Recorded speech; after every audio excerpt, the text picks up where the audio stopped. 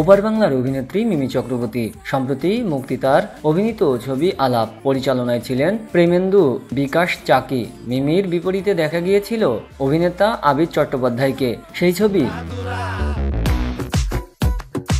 Box অফিসে মোটামুটি ব্যবসা করেছে। খুব শীঘ্রই শাকিব খানের সঙ্গে তুফান ছবিতে দেখা যাবে এই অভিনেত্রীকে।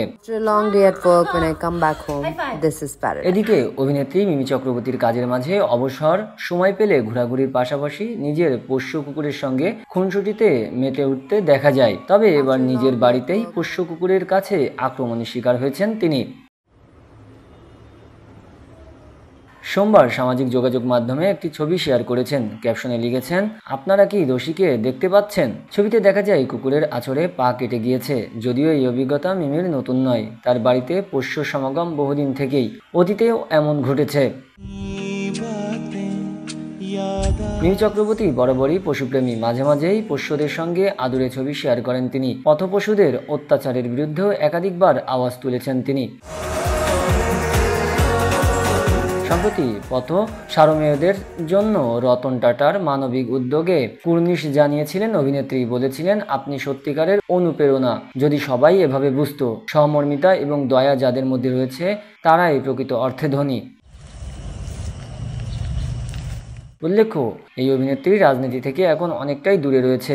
দলের প্রতি ক্ষোভ জানিয়ে তিনি মুখ্যমন্ত্রীকে এক চিঠি লিখে সাংসদ পদ থেকে অব্যাহতি চেয়েছিলেন। নিজের উদ্ভট পোশাক পরিচ্ছদের কারণে বরাবরই আলোচনায় থাকেন বলিউড অভিনেত্রী উর্ফি জাভেদ। তার যে কোনো পোস্ট মুহূর্তেই ভাইরাল হয় সামাজিক যোগাযোগ মাধ্যমে।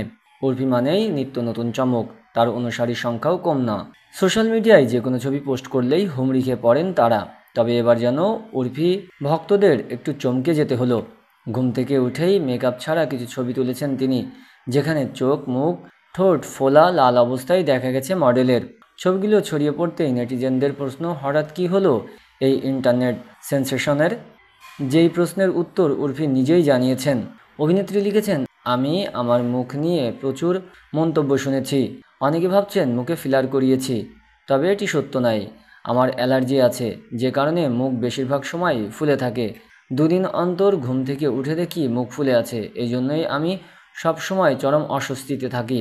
উর্ফি আরও লেখেন, এটা ফিলার না বন্ধুরা, এটা অ্যালার্জি।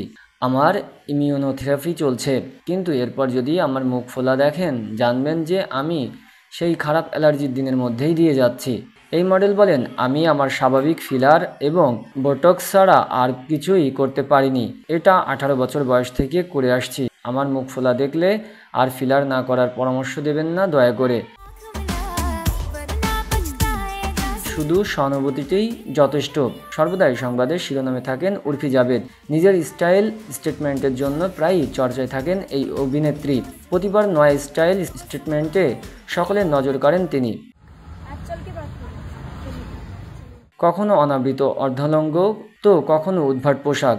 এভাবে বারবার সংবাদের শিরোনামে আসেন অভিনেত্রী। তার পোশাক থেকে বাদ যায় না অনেক বস্তু ও পণ্য।